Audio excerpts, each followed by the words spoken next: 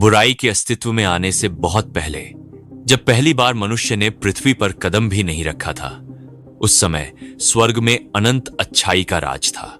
सब कुछ पूर्ण था, निर्दोष था और हर ओर केवल शुद्धता और प्रकाश ही था। हर एक स्वर्गदूत एक अद्भुत दिव्य प्रकाश से चमकता था और अपने पिता, सृष्टि के रचयिता के प्रति गहरी श्रद्धा और प्रेम से भरा हुआ था। स्वर्ग का वातावरण ऐसा था जहां न कोई दर्द था, न कोई द्वेष, न कोई अंधकार, सिर्फ शांति, प्रेम और पूर्णता। लेकिन उन सभी स्वर्गदूतों में एक ऐसा था जो बाकी सबसे अलग दिखाई देता था, लूसीफर। वह केवल एक स्वर्गदूत नहीं था, बल्कि पूर्णता की मोहर था, ज्ञान से परिपूर्ण और सौंदर्य में पूर्ण। वह सबसे बुद्धिमान था, सबसे शक्तिशाली था और सम्मान व गरिमा में सबसे ऊंचा स्थान रखता था। स्वर्ग में हर कोई उसकी प्रशंसा करता था, हर कोई उसकी ओर आकर्षित होता था। लूसीफर परमेश्वर की सबसे सुंदर रचना था, उसकी उत्कृष्ट कृति। वह परमेश्वर की पहली रचना था जिसे उसने अपनी सामर्थ्य से गढ़ा था और इसीलिए परमेश्वर को उसमें विशेष आनंद मिलता था। उसे ऐसी शक्ति प्रदान की गई थी जो किसी अन्य स्वर्गदूत को नहीं मिली थी। उसकी बुद्धि परमेश्वर के बाद सबसे महान थी, लेकिन फिर भी उसकी पूर्णता में एक कमी छिपी हुई थी जो धीरे धीरे प्रकट होने वाली थी। शास्त्र कहते हैं कि वह अपने मार्गों में निर्दोष था जब तक कि उसमें अधर्म नहीं पाया गया, और उसी क्षण से लूसीफर संसार में बुराई और पीड़ा का स्रोत बन गया। वह अंधकार का राजकुमार बन गया, आत्माओं को भ्रष्ट करने वाला, विनाश का स्वामी। वह शैतान बन गया। उसका पतन स्वर्ग में एक गहरा घाव छोड़ गया। यद्यपि प्रकाश फिर से लौट आया, लेकिन वह पहले जैसा नहीं रहा। जैसे टूटा हुआ दर्पण कभी पूरी तरह ठीक नहीं होता, वैसे ही स्वर्ग भी उस विश्वासघात को हमेशा याद रखेगा। लूसीफर की कहानी एक चेतावनी बन गई कि सबसे चमकीला तारा भी अंधकार में गिर सकता है। लेकिन प्रश्न यह है कि यह सब कैसे हुआ? वह क्या था जिसने शांति को बुराई के बीज में बदल दिया? त्रासदी से पहले का स्वर्ग पूर्ण व्यवस्था का स्थान था। लूसीफर एक ऐसा प्राणी था जिसे पूर्णता के माप से बनाया गया था। वह एक अभिषिक्त संरक्षक का रूप था जो परमेश्वर के पवित्र पर्वत पर था और अग्निमय पत्थरों के बीच चलता था। स्वर्ग एक ऐसा क्षेत्र था जहां हर चीज एक दिव्य व्यवस्था के अनुसार चलती थी। हर स्वर्गदूत का एक उद्देश्य था, एक भूमिका थी। सबसे ऊंचे स्थान पर सेराफिम थे। वे जीवित अग्नि के समान थे जो प्रेम और पवित्रता से जलते रहते थे। वे बिना रुके परमेश्वर की स्तुति करते थे, पवित्र पवित्र सर्वशक्तिमान प्रभु। इसके बाद करूबिम थे। वे ज्ञान के रक्षक और ब्रह्मांड के रहस्यों के संरक्षक थे।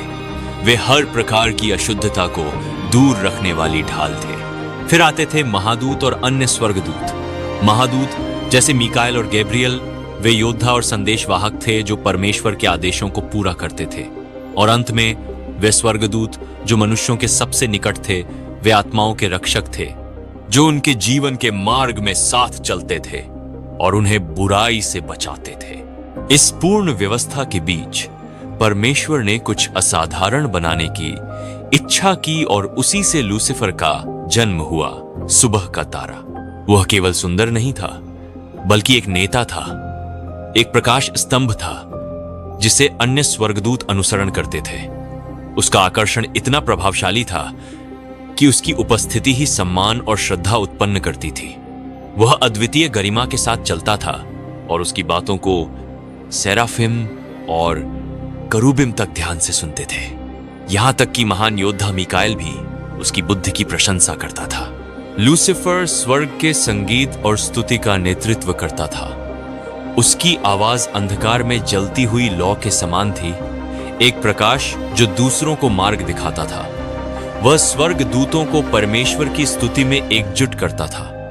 परमेश्वर ने बुराई को नहीं बनाया था, बल्कि कुछ पूर्ण बनाया था। लेकिन लूसीफर अपने ही प्रकाश से अंधा होकर अपने हृदय में घमंड को बढ़ने दिया। धीरे धीरे उसका गौरव उसकी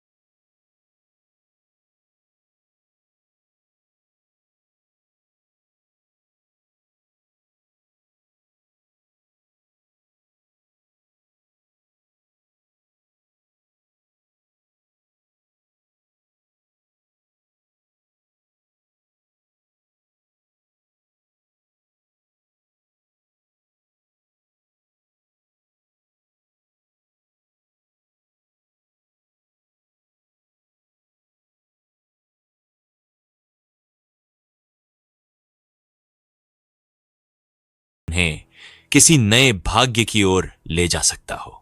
एक बार एक करूब उसके पास आया और पूछा, लूसीफर, क्या अब तुम्हें स्तुति में आनंद नहीं मिलता? लूसीफर ने हल्की सी मुस्कान के साथ उत्तर दिया, मैंने कुछ और खोज लिया है, शायद कुछ ऐसा जो हमने पहले कभी नहीं जाना। और फिर वह क्षण आया जब उसने अपना निर्णय ले लिया। उसके भीतर की चिंगारी अब आग बन चुकी थी और उस आग ने उसे पूरी तरह घेर लिया। उसने अपने हृदय में कहा, मैं बादलों की ऊंचाइयों से भी ऊपर चढ़ूंगा, मैं अपने आप को सर्वोच्च के समान बना लूंगा। उस रात उसका प्रकाश बदल गया। वह अब स्तुति का प्रकाश नहीं था, बल्कि महत्वाकांक्षा की ज्वाला बन चुका था। स्वर्ग, जो अब तक पूर्ण और शांत था, पहली बार विद्रोह के कंपन को महसूस करने लगा।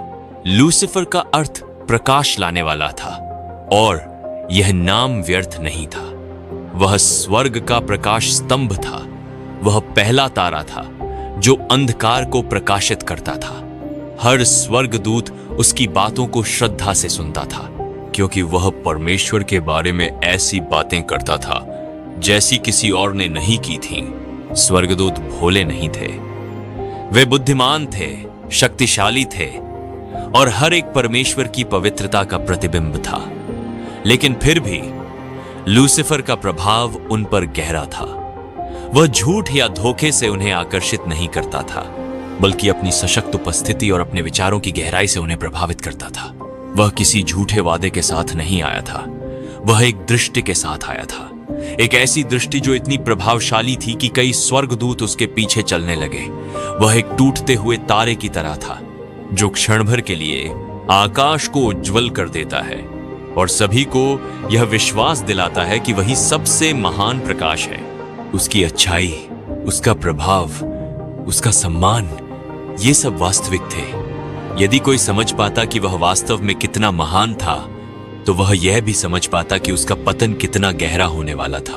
उसी समय जब लूसीफर के भीतर घमंड की आग धीरे धीरे भड़क रही थी, परमेश्वर ने उसे अकेले में बुलाया।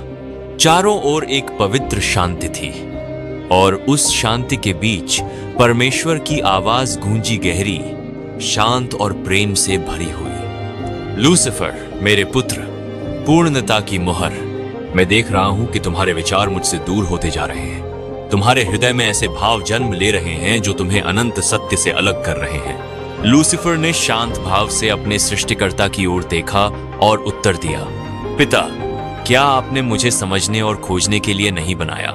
मैं तो केवल आपकी रचना की गहराई को जानना चाहता हूं। क्या यह गलत है? परमेश्वर के भीतर गहरी उदासी थी, लेकिन वह उदासी भी प्रेम से भरी हुई थी।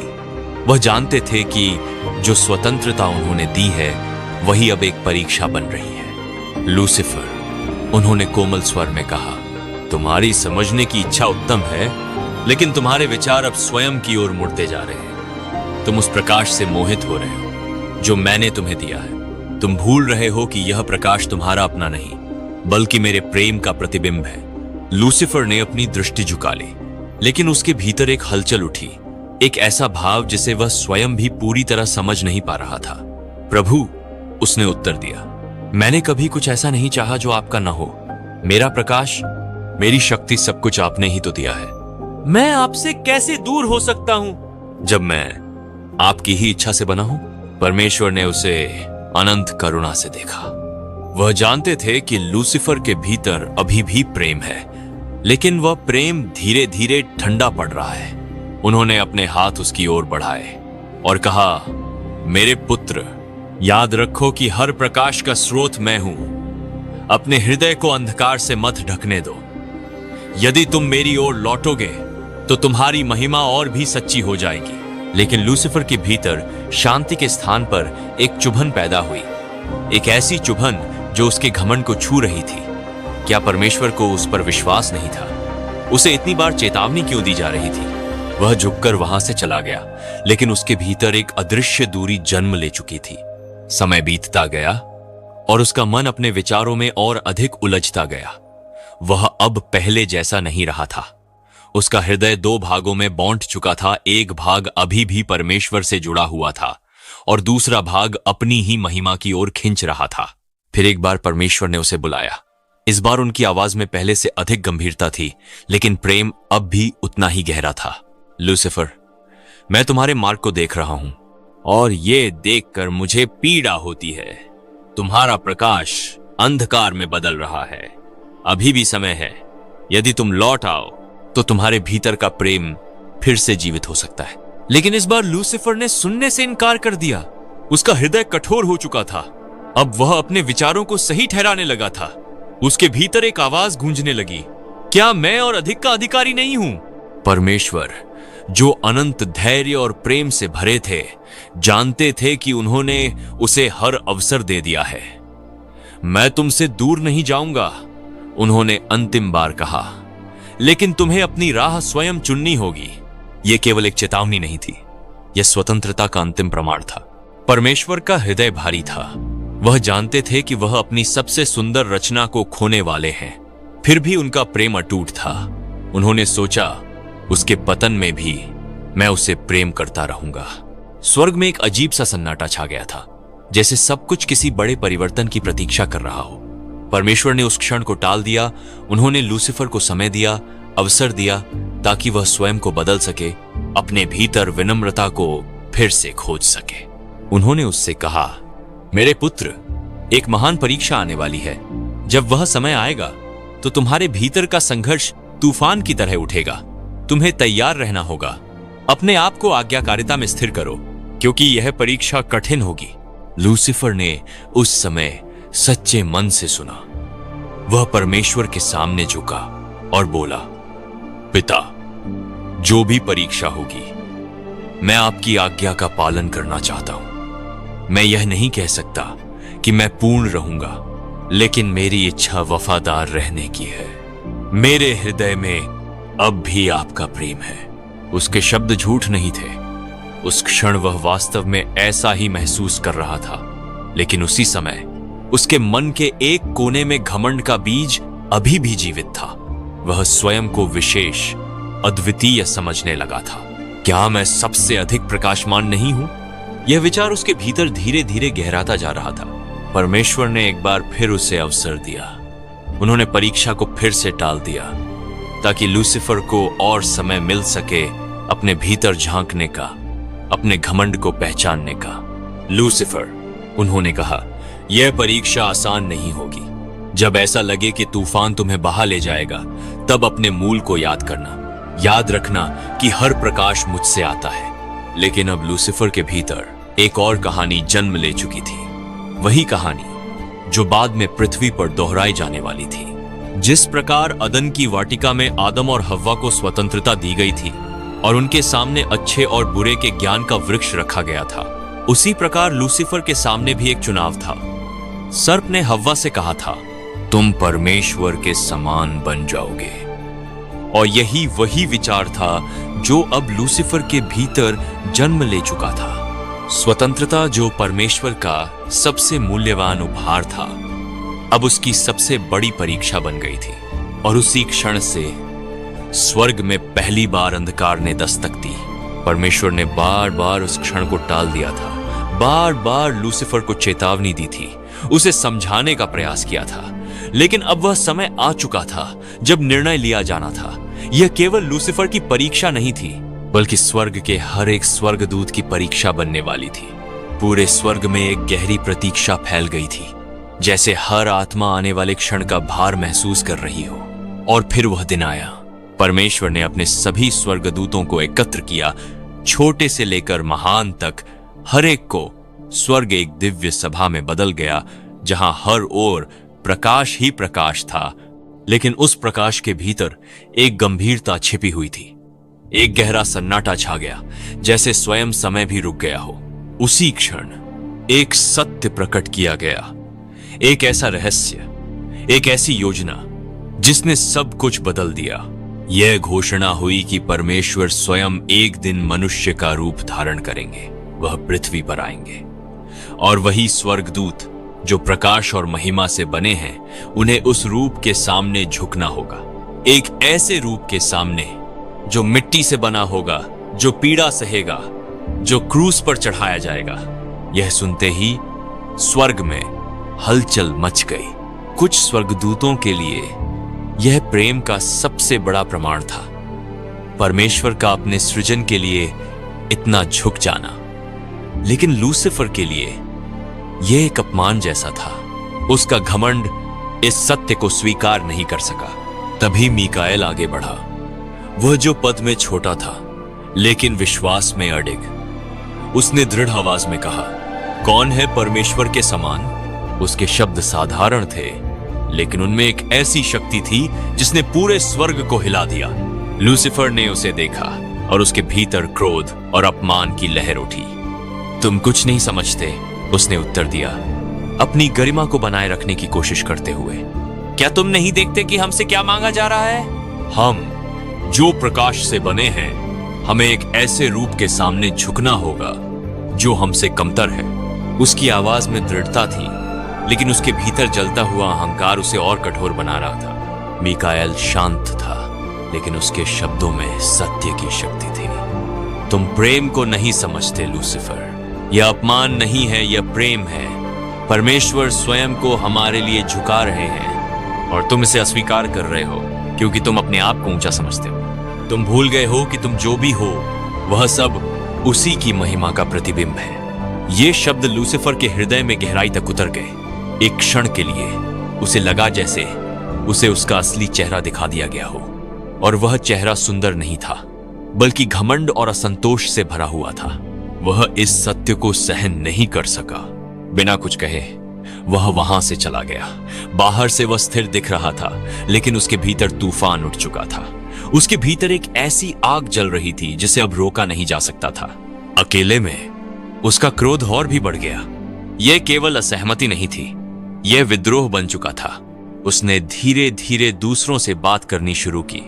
उसकी आवाज धीमी थी, लेकिन उसके शब्दों में एक अजीब आकर्षण था। क्या तुम नहीं देखते? उसने कहा, परमेश्वर हमसे असंभव की मांग कर रहे हैं। हमें अपने अस्तित्व को त्यागने के लिए कहा जा रहा है। वह झूठ नहीं बोल रहा था, वह अपने दृष्टिकोण को सच्चाई के रूप में प्रस्तुत कर रहा था। हम जो प्रकाश से बने हैं, हमें मिट्टी से बने प्राणियों के सामने झुकना होगा। क्या यह उचित है? उसके शब्द स्वर्गदूतों के मन में संदेह का बीज बोने लगे। धीरे धीरे कुछ स्वर्गदूत उसकी ओर आकर्षित होने लगे। लूसीफर ने कभी उन्हें सीधे धोखा नहीं दिया। उसने उन्हें एक दृष्टि दिखाई, एक ऐसा भविष्य जहां वे स्वतंत्र होंगे, जहां उन्हें किसी के सामने झुकना नहीं पड़ेगा। परमेश्वर ने हमें स्वतंत्रता दी है, उसने कहा, तो फिर हम उसका उपयोग क्यों ना करें? हम क्यों ना वह बने जो हम वास्तव में हैं? उसके शब्दों में एक शक्ति थी, एक आकर्षण था जिसने कई स्वर्गदूतों को अपनी ओर खींच लिया। उसने सावधानी से अपने अनुयायियों को चुना, वे जो सबसे सुंदर थे, सबसे बुद्धिमान थे, सबसे शक्तिशाली थे। स्वर्ग के सबसे उज्जवल सितारे अब उसके साथ खड़े होने लगे। एक सभा में वह उनके सामने खड़ा हुआ और घोषणा की, हम भविष्य हैं, हम वह प्रकाश हैं जो झुकने से इनकार करता है। यदि हमें हमारा स्थान नहीं दिया जाएगा तो हम उसे स्वयं ले लेंगे। उसके शब्दों ने उनके भीतर एक आग जला दी, और इसी तरह स्वर्ग में पहली बार एक सेना बनी, विद्रोह की सेना। वह स्वर्गदूत जो कभी सबसे वफादार थे, अब विद्रोही बन चुके थे। उनके भीतर महत्वाकांक्षा, गर्व और स्वतंत्रता की एक ऐसी इच्छा जल रही थी जो वास्तव में उन्हें बांधने वाली थी। स्वर्ग जो कभी शांति का स्थान था, अब युद्ध की आहट से कांपने लगा। उसी समय एक कोने में मीकाएल खड़ा हुआ, दृढ़, अडिग। उसने अपनी तलवार उठाई और पुकारा, कौन है परमेश्वर के समान? उसकी आवाज ने उन सभी को जगाया जो अभी भी संदेह में थे। और उसी क्षण प्रकाश और अंधकार के बीच युद्ध की शुरुआत हो गई। और फिर वह क्षण आ गया जिसका आभास पूरे स्वर्ग को पहले से था। युद्ध शुरू हो चुका था। स्वर्ग जो कभी शांति, प्रेम और पूर्णता का स्थान था, अब एक भयानक रणभूमि में बदल चुका था। एक और लूसीफर था, वह जो कभी सबसे सुंदर, सबसे तेजस्वी स्वर्गदूत था, लेकिन अब उसका प्रकाश अंधकार में बदल चुका था। दूसरी ओर मीकाएल था, वह जो पद में छोटा था लेकिन विश्वास में अडिग, विनम्रता और सत्य का प्रतीक। दोनों सेनाएं आमने सामने खड़ी थी। एक तरफ विद्रोही स्वर्गदूत थे जो कभी स्वर्ग के सबसे उज्जवल तारे थे, लेकिन अब उनके भीतर घमंड और महत्वाकांक्षा जल रही थी। दूसरी तरफ वे स्वर्गदूत थे जिन्होंने प्रेम और विश्वास को चुना था। और फिर टकराव हुआ। प्रकाश और अंधकार आपस में भिड़ गए। तलवारें टकराई और हर टकराव के साथ स्वर्ग में चमक की लहरें उठने लगी। यह केवल एक युद्ध नहीं था, यह सत्य और असत्य, विनम्रता और घमंड, प्रेम और विद्रोह के बीच का संघर्ष था। विद्रोही स्वर्गदूत पूरी शक्ति से लड़ रहे थे। उनकी शक्ति अब भी विशाल थी, उनका तेज अब भी प्रभावशाली था, लेकिन उनके भीतर की सच्चाई खो चुकी थी। वहीं वफादार स्वर्गदूत शांत दृढ़ता के साथ लड़ रहे थे। उनकी शक्ति उनके विश्वास से आ रही थी। मीकाएल सबसे आगे बढ़ा। उसकी आवाज पूरे स्वर्ग में गूंज उठी। कौन है परमेश्वर के समान? उसके शब्दों में कोई घमंड नहीं था, लेकिन उनमें एक अटूट सत्य था जिसने उसके साथियों को और मजबूत कर दिया। वह अपने लिए नहीं लड़ रहा था, वह अपनी महिमा के लिए नहीं लड़ रहा था, वह केवल सत्य और परमेश्वर की महिमा के लिए लड़ रहा था। और यही उसकी सबसे बड़ी शक्ति थी। लूसीफर क्रोध से भरा हुआ उसके सामने आया। उसके पंख अंधकार की तरह फैल गए और उसकी उपस्थिति भयावह हो गई। मैं ही सच्चा प्रकाश हूं, उसने गर्जना की। लेकिन उसके शब्द अब खाली थे। उनमें वह सच्चाई नहीं थी जो कभी हुआ करती थी। मीकाएल पीछे नहीं हटा।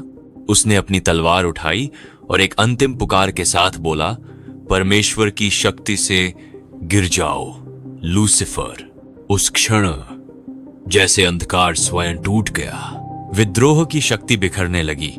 जो सेना कभी इतनी मजबूत लग रही थी, वह धीरे धीरे कमजोर पड़ने लगी। और फिर एक एक करके विद्रोही स्वर्गदूत गिरने लगे, जैसे आकाश से टूटते हुए तारे। एक तिहाई स्वर्गदूत जो लूसीफर के साथ खड़े थे, स्वर्ग से बाहर फेंक दिए गए। लूसीफर भी गिर पड़ा। वह जो कभी सुबह का तारा था, अब अंधकार में डूब चुका था। उसका प्रकाश समाप्त हो चुका था, उसकी महिमा मिट चुकी थी। वह शैतान बन चुका था। स्वर्ग में एक गहरा सन्नाटा छा गया।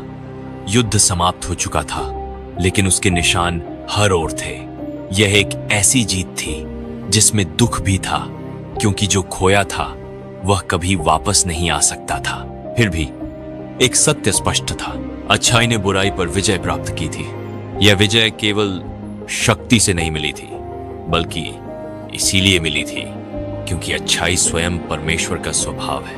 अंधकार चाहे कितना भी शक्तिशाली क्यों न लगे, वह केवल एक छाया है, और छाया कभी प्रकाश को नहीं हरा सकती। घमंड, घृणा और विद्रोह ये सब क्षणिक हैं, लेकिन प्रेम, सत्य और विश्वास ये अनंत हैं। और उसी दिन स्वर्ग ने एक ऐसी सच्चाई को हमेशा के लिए याद कर लिया। परमेश्वर के समान कौन है? अंतिम युद्ध के बाद स्वर्ग के द्वार खोले, लेकिन स्वागत के लिए नहीं, बल्कि विद्रोहियों को सदा के लिए बाहर निकालने के लिए। लूसीफर जो कभी सुबह का तारा था, अब अपने अनुयायियों के साथ स्वर्ग से दूर फेंक दिया गया। यह केवल स्थान का परिवर्तन नहीं था, यह प्रकाश से पूर्ण अलगाव था। जैसे ही वे गिरे, स्वर्ग स्वयं कांप उठा, मानो उस घटना का भार वह भी महसूस कर रहा हो। वे जो कभी सबसे सुंदर, सबसे शक्तिशाली स्वर्गदूत थे, अब टूटते हुए उल्काओं की तरह नीचे गिर रहे थे। उनका प्रकाश जो कभी तारों की तरह चमकता था, अब अंधकार में डूबता जा रहा था। उन्हें एक ऐसे स्थान में भेज दिया गया जो अव्यवस्था, शून्यता और अलगाव से भरा हुआ था। एक ऐसा क्षेत्र जहां परमेश्वर की उपस्थिति का कोई अनुभव नहीं था। लूसीफर जो अब शैतान बन चुका था, अपने पतन का भार महसूस कर रहा था। यह केवल हार नहीं थी, यह पूर्ण अलगाव था। एक ऐसी पीड़ा जो किसी भी शारीरिक कष्ट से कहीं अधिक गहरी थी। परमेश्वर से दूर होना, उस प्रकाश से दूर होना जो कभी उसका घर था, यही उसकी सबसे बड़ी सजा थी। जिस स्थान पर वह पहुंचा, वह अभी अंतिम नरक नहीं था, बल्कि एक अराजक और अंधकारमय स्थिति थी। एक ऐसा अस्तित्व जहां शांति, व्यवस्था और दिव्यता का कोई अंश नहीं था। यह स्वर्ग का टूटा हुआ प्रतिबिंब था। एक ऐसी वास्तविकता जहां सब कुछ विकृत और विखंडित था। लेकिन उसके भीतर का घमंड और क्रोध अब भी जीवित था। उसने अपने पतन को अंत नहीं बनने दिया, उसने इसे एक नए उद्देश्य में बदल दिया। यदि वह स्वर्ग को प्राप्त नहीं कर सकता तो वह उसे नष्ट करेगा जहां भी वह उसे देखेगा। और तब उसकी दृष्टि परमेश्वर की नई रचना की ओर गई, मानवता की ओर। उसके भीतर एक विचार जन्मा, एक कड़वा लेकिन स्पष्ट विचार। यदि मैं स्वर्ग में नहीं रह सकता तो मनुष्य भी उस योग्य नहीं है। मनुष्य जो परमेश्वर की छवि में बनाए जाने वाले थे अब उसके लक्ष्य बन गए। उनके भीतर की भलाई, उनकी मासूमियत, उनका प्रेम, ये सब उसके लिए एक चुनौती बन गए। उसका उद्देश्य अब स्पष्ट था। यदि वह स्वयं परमेश्वर के पास नहीं पहुंच सकता तो वह दूसरों को भी वहां पहुंचने से रोकेगा। उसका घृणा और विद्रोह अब एक मिशन बन चुका था, एक ऐसा मिशन जिसमें वह सृष्टि को भ्रष्ट करना चाहता था, उसे उसके स्रोत से अलग करना चाहता था। और उसी क्षण से बुराई केवल एक अनुपस्थिति नहीं रही, वह एक सक्रिय शक्ति बन गई। शैतान और उसके गिरे हुए स्वर्गदूत अब मानव संसार में प्रभाव डालने के तरीके खोजने लगे। वे मनुष्यों के हृदय में वही भाव जगाने लगे जिसने उन्हें स्वयं गिराया था, घमंड, ईर्ष्या, निराशा। परमेश्वर ने इस सब को होने दिया। यह उसकी न्याय और प्रेम दोनों का हिस्सा था। यह दंड केवल सजा नहीं था बल्कि न्याय था। जिन्होंने प्रकाश को ठुकराया वे अब उसी प्रकाश में नहीं रह सकते थे। परमेश्वर का प्रेम अब भी मौजूद था लेकिन उसका न्याय संतुलन बनाए रखता था। जिन्होंने अंधकार को चुना उन्हें उसी में जीना पड़ा और इस प्रकार प्रेम और न्याय दोनों एक साथ प्रकट हुए। लेकिन यह कहानी यहां समाप्त नहीं होती। लूसीफर का पतन केवल स्वर्ग तक सीमित नहीं रहा, उसका प्रभाव अब पृथ्वी तक पहुंचने वाला था। मनुष्य के हृदय में, हर एक निर्णय में, हर एक प्रलोभन में वही संघर्ष अब जीवित था। अच्छाई और बुराई का युद्ध जो स्वर्ग में शुरू हुआ था अब मनुष्य के भीतर जारी था। शैतान अपने प्रभाव से हर आत्मा को अंधकार की ओर खींचने की कोशिश करता है, लेकिन परमेश्वर का अनुग्रह, उसका प्रेम, उसकी सच्चाई हमेशा उपस्थित रहती है। बुराई चाहे कितनी भी प्रबल क्यों न लगे, उसका अंत निश्चित है और अच्छाई हमेशा विजय प्राप्त करती है। लूसीफर की कहानी, उसका पतन, उसका विद्रोह, यह केवल एक कहानी नहीं है बल्कि एक चेतावनी है। यह याद दिलाती है कि घमंड चाहे कितना भी चमकदार क्यों ना लगे, अंत में विनाश ही लाता है। और प्रेम, सत्य और विनम्रता, ये ही वे शक्तियां हैं जो अंत में हमेशा जीतती हैं। स्वर्ग से निष्कासन के बाद भी लूसीफर, जो अब शैतान बन चुका था, समाप्त नहीं हुआ, बल्कि उसकी कहानी एक नए अध्याय में प्रवेश कर गई। उसका एक ही उद्देश्य रह गया, उस सृष्टि को भ्रष्ट करना जिसका वह कभी हिस्सा था। धर्म ग्रंथों में कई ऐसे प्रसंग मिलते हैं जहां शैतान एक प्रलोभन देने वाले के रूप में प्रकट होता है। केवल साधारण मनुष्यों के सामने ही नहीं बल्कि विश्वास के महान पात्रों के सामने भी। सबसे महत्वपूर्ण घटनाओं में से एक वह है जब यीशु मरुभूमि में परीक्षा का सामना करते हैं। 40 दिन और 40 रातों के उपवास के बाद शैतान उनके सामने आता है। वह उन्हें शक्ति, भोजन और महिमा का प्रलोभन देता है। वह कहता है, यदि तुम परमेश्वर के पुत्र हो तो इन पत्थरों को रोटी बना दो। फिर वह उन्हें मंदिर की चोटी पर ले जाता है और कहता है कि वे स्वयं को नीचे गिरा दें ताकि स्वर्गदूत आकर उन्हें बचा लें और उनकी शक्ति सिद्ध हो जाए। अंत में वह उन्हें संसार के सभी राज्य दिखाता है और कहता है कि यदि वे उसकी आराधना करें तो यह सब उनका हो जाएगा। लेकिन हर बार यीशु इन प्रलोभनों को अस्वीकार करते हैं। वे शास्त्रों का सहारा लेते हैं और यह स्पष्ट कर देते हैं कि सच्ची शक्ति चमत्कारों या प्रभुत्व में नहीं बल्कि आज्ञाकारिता और परमेश्वर के प्रति प्रेम में है। यह घटना केवल एक परीक्षा नहीं थी, यह दर्शाती है कि विश्वास और विनम्रता सबसे बड़े प्रलोभनों को भी पराजित कर सकते हैं। इसी प्रकार एक और घटना है अय्यूब की परीक्षा। अय्यूब की पुस्तक में शैतान परमेश्वर के सामने आता है और कहता है, क्या अय्यूब व्यर्थ ही परमेश्वर से डरता है? वह यह साबित करना चाहता है कि अय्यूब की भक्ति सच्ची नहीं है बल्कि केवल आशीषों के कारण है। उसका उद्देश्य केवल अय्यूब को गिराना नहीं था बल्कि यह सिद्ध करना था कि सच्चा विश्वास अस्तित्व में ही नहीं है। अय्यूब के जीवन में दुख और पीड़ा लाई जाती है, सब कुछ उससे छीन लिया जाता है, लेकिन फिर भी वह पूरी तरह टूटता नहीं है। उसके भीतर प्रश्न होते हैं, पीड़ा होती है, लेकिन उसका विश्वास पूरी तरह समाप्त नहीं होता। इस प्रकार अय्यूब की कहानी यह दिखाती है कि सच्चा विश्वास केवल सुख में नहीं बल्कि दुहक में भी बना रहता है। शैतान की पहली बड़ी सफलता तब आई जब उसने अदन की वाटिका में प्रवेश किया। वह एक सर्प के रूप में आया, चालाक, धूर्त और धीरे धीरे मन को प्रभावित करने वाला। उसने हव्वा से एक साधारण प्रश्न पूछा, क्या सचमुच परमेश्वर ने कहा है कि तुम किसी भी वृक्ष का फल न खाओ? यह एक प्रश्न था, लेकिन इसी प्रश्न में संदेह का बीज छिपा हुआ था। धीरे धीरे उसने उस संदेह को बढ़ाया। उसने कहा, तुम परमेश्वर के समान बन जाओगे, अच्छे और बुरे का ज्ञान प्राप्त कर लोगे। यही वह क्षण था जब मानवता ने वही गलती दोहराई जो लूसीफर ने की थी। स्वतंत्रता जो एक वरदान थी, वही परीक्षा बन गई। आदम और हव्वा ने उस प्रलोभन को स्वीकार किया और उसी के साथ संसार में पाप और पीड़ा का प्रवेश हुआ। लूसीफर ने जो स्वर्ग में शुरू किया था, वह अब पृथ्वी पर फैल चुका था, लेकिन उसकी कहानी यहीं समाप्त नहीं होती। धर्म ग्रंथों के अंतिम भाग में प्रकाशित वाक्य में उसका अंतिम भाग्य प्रकट होता है।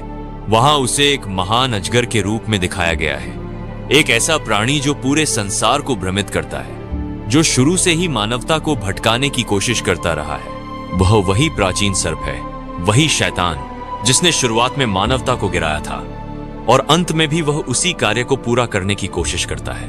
अंत समय में उसका प्रभाव और अधिक बढ़ जाता है। वह हर संभव तरीके से लोगों को सत्य से दूर ले जाने की कोशिश करता है। संदेह, प्रलोभन और भय के माध्यम से वह झूठे मार्ग बनाता है। एक ऐसा राज्य स्थापित करने की कोशिश करता है जो परमेश्वर के राज्य का नकली रूप हो, जहां उसे ही पूजा जाए। लेकिन यह प्रयास अस्थायी है। अंततः एक अंतिम युद्ध होता है, एक ऐसा संघर्ष जो सब कुछ समाप्त कर देता है, और उस युद्ध में शैतान हार जाता है। उसे पकड़ लिया जाता है और एक ऐसे स्थान में डाल दिया जाता है जहां से वह कभी वापस नहीं आ सकता।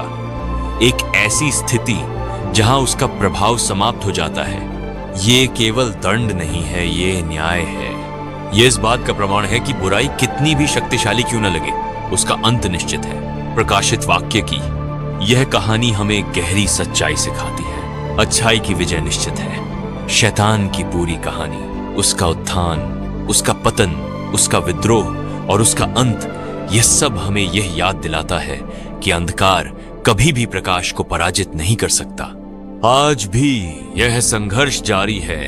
हर मनुष्य के भीतर, हर निर्णय में वही युद्ध चल रहा है। शैतान आज भी प्रलोभन देता है, आज भी संदेह पैदा करता है, लेकिन उसका अंत पहले से तय है। और अंत में सत्य, प्रेम और विश्वास ही विजय प्राप्त करेंगे। लूसीफर की कहानी एक चेतावनी है, लेकिन साथ ही एक आशा भी कि चाहे अंधकार कितना भी गहरा क्यों न हो, प्रकाश हमेशा उससे अधिक शक्तिशाली होता है। यदि लूसीफर की कहानी और उसका पतन तुम्हें भीतर तक छू गया है, तो यह केवल एक कहानी नहीं है जिसे सुनकर भुला दिया जाए। यह एक ऐसी सच्चाई है जो हर युग में, हर जीवन में दोहराई जाती है। उसका पतन केवल स्वर्ग में नहीं हुआ था, वह हर उस हृदय में होता है जहां घमंड जन्म लेता है, जहां अहंकार प्रेम से बड़ा हो जाता है, जहां सृष्टिकर्ता से अधिक स्वयं को ऊंचा समझा जाने लगता है। लूसीफर कभी अंधकार नहीं था, वह प्रकाश था, सबसे उज्जवल, सबसे सुंदर, सबसे शक्तिशाली। लेकिन उसी प्रकाश ने, जब वह अपने स्रोत को भूल गया, उसे अंधकार में बदल दिया। और यही इस पूरी कहानी का सबसे गहरा सत्य है। अंधकार कभी अपने आप पैदा नहीं होता, वह तब जन्म लेता है जब प्रकाश अपने मूल से अलग हो जाता है। स्वर्ग में जो युद्ध शुरू हुआ था, वह आज भी समाप्त नहीं हुआ है। वह हर दिन, हर पल, हर इंसान के भीतर चल रहा है। हर बार जब मन में घमंड आता है, हर बार जब हम अपने आप को दूसरों से ऊंचा समझते हैं, हर बार जब हम सत्य से दूर जाने लगते हैं, वही कहानी फिर से जीवित हो जाती है। लेकिन उसी के साथ एक और सत्य भी हमेशा जीवित रहता है। अच्छाई की विजय निश्चित है। जैसे स्वर्ग में मीकाएल की आवाज गूंजी थी, कौन है परमेश्वर के समान, वैसे ही यह प्रश्न आज भी गूंजता है। यह केवल एक प्रश्न नहीं है, यह एक स्मरण है। एक स्मरण कि हम कौन हैं और हमारा स्रोत क्या है।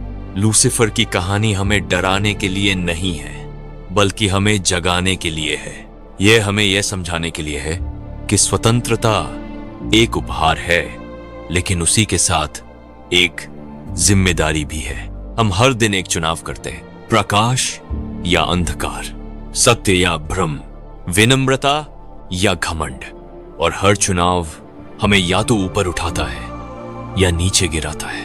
अंत में यह कहानी एक ही सत्य पर आकर रुकती है। प्रकाश हमेशा अंधकार पर विजय प्राप्त करता है। प्रेम घृणा से अधिक शक्तिशाली है, और सच्चाई चाहे कितनी भी चुनौतीपूर्ण क्यों ना हो, कभी हारती नहीं है। इसलिए जब भी जीवन में संदेह आए, जब भी मन डगमगाए, उस एक आवाज को याद रखना, कौन है परमेश्वर के समान? क्योंकि उसी प्रश्न में हर उत्तर छिपा हुआ है। अगर यह कहानी तुम्हें अंदर तक छू गई है, तो इसे यहीं मत छोड़ो। इसे अपने दिल में रखो, इस पर सोचो और इसे दूसरों तक भी पहुंचाओ। इस तरह की और गहरी, रहस्यमयी और आत्मा को छू लेने वाली कहानियों के लिए चैनल को सब्सक्राइब